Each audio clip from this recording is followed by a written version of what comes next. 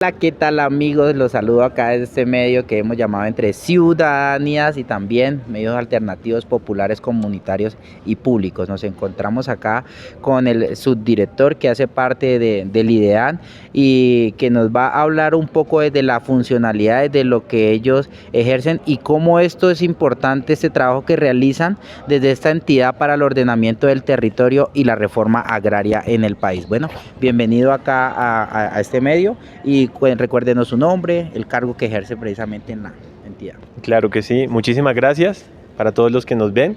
Mi nombre es Raymond Jiménez, soy subdirector de Ecosistemas e Información Ambiental en el IDEAN. La Subdirección de Ecosistemas e Información del IDEAN, de Información Ambiental del IDEAN, se encarga de hacer ese monitoreo, procesamiento y divulgación de los datos de los ecosistemas del país. Ahí hacemos el monitoreo de áreas tan frágiles, tan importantes y tan puntuales como los glaciares que tenemos en el país. Hoy en día tenemos 6 cumbres glaciares en el país que tienen un proceso de retroceso año a año, pero también hacemos el monitoreo de otras coberturas de la tierra, como lo es las coberturas de bosque natural en el país. Pero adicional también hacemos el monitoreo de las otras coberturas que no son bosque natural. Por ejemplo, los cultivos, por ejemplo, las zonas urbanas, los pastizales, los arbustales, los manglares, los humedales, todo lo que está denominado a través de unas categorías mundialmente reconocidas, el IDEAN hace ese monitoreo. Adicionalmente, también hacemos el monitoreo de los suelos, monitoreamos lo que llamamos tal vez para fácil entendimiento las enfermedades del suelo, la degradación que se da en el suelo por fenómenos como la salinización, la degradación, la compactación o la erosión de los suelos. Entonces, todo ese monitoreo lo hacemos de norte a sur, de este a oriente en el país. Entonces, es un monitoreo a nivel nacional y generamos productos de manera periódica para que los tomadores de decisión en el ordenamiento territorial en todos los territorios pues tengan insumos, bases para tomar las decisiones en torno al ambiente y el ordenamiento no solo ambiental sino territorial en sus diferentes áreas. Usted habla de algo muy importante y es el suelo, precisamente el suelo donde esos campesinos, donde esos pueblos indígenas han pernotado por mucho tiempo y hoy el país habla de una reforma agraria. ¿Cómo esto se complementa o por qué cree que es tan importante este conocimiento que ustedes acá recogen esta información y cómo el campesino puede aterrizar esta información, cómo a ellos les puede servir allá en el territorio que en mi opinión pues creo que son como los que más han vivido allá y creo que conocen mucho mejor el territorio, ¿no? ¿Ustedes cómo han articulado ese conocimiento tanto cultural ancestral con lo científico? Muchas gracias. Es una pregunta muy importante de aclarar.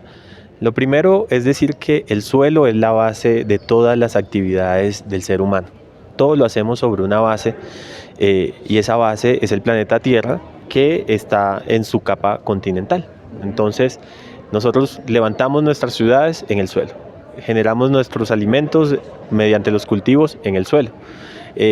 Nuestros bosques se encuentran en el suelo. Digamos que gran parte de las actividades humanas se encuentran en lo que es el suelo. Inclusive, los mares están debajo de algo que se llama el suelo marino o el lecho marino. Entonces también son suelos. La importancia que tiene conocer el estado de los suelos, pero también no solo el estado, sino cómo estaban antes, para hacer una comparación. El estado actual es importante, pero también es importante saber cómo ha sido el proceso, ya sea de degradación o de pérdida.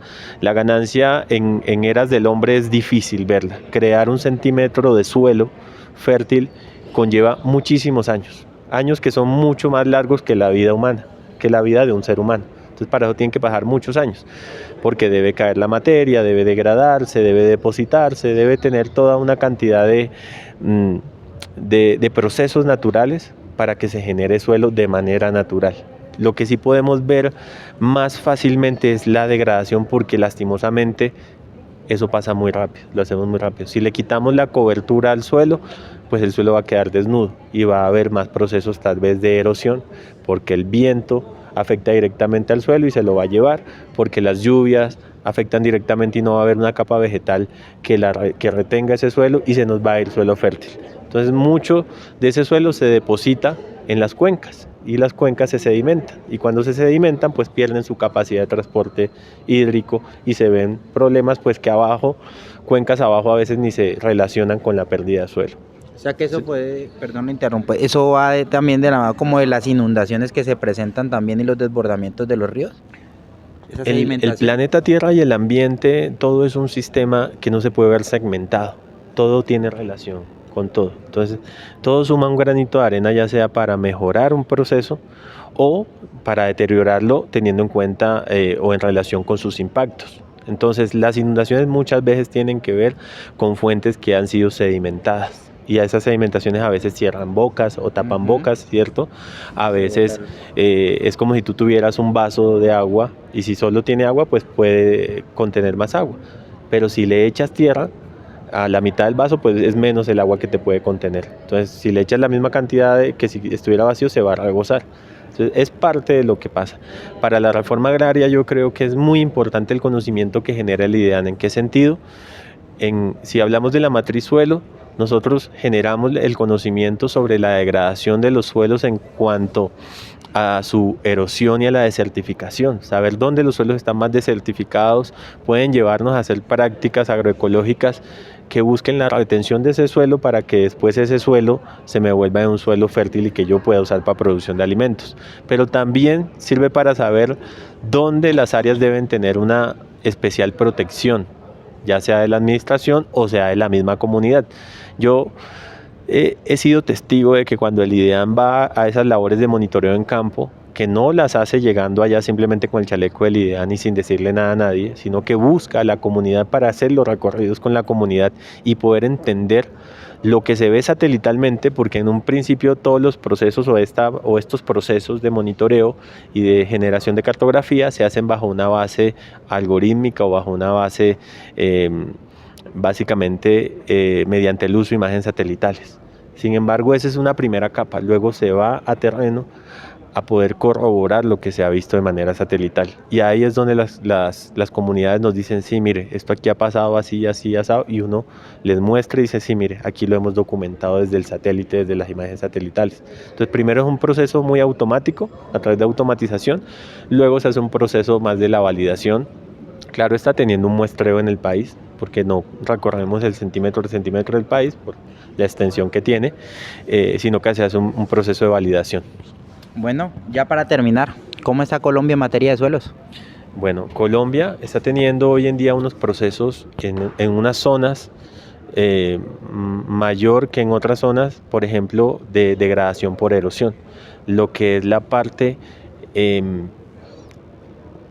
Caribe, lo que es la parte de algunos corredores de los Andes, tienen unos procesos de degradación mayores a otras partes como lo es, por ejemplo, la Amazonía, por toda la cobertura vegetal que tiene.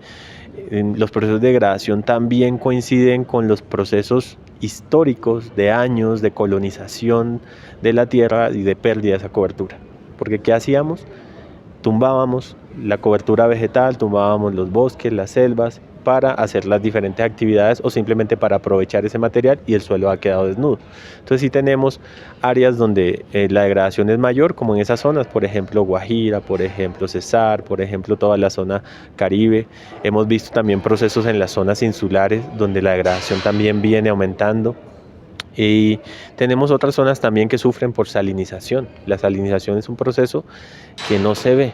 Básicamente es un poco difícil de percibir, pero hace que los suelos pierdan muchas de sus capacidades de producir, porque se vuelven suelos más salinos, porque se vuelven suelos que pierden unas capacidades de retener la materia orgánica o de producir también alimentos, si lo vemos en el tema de alimentos. Pero recuerden que los suelos no solo sirven para producir alimentos, es una característica muy valiosa para la sostenibilidad de la vida, sino adicionalmente para todo, para sostener la biodiversidad en su conjunto.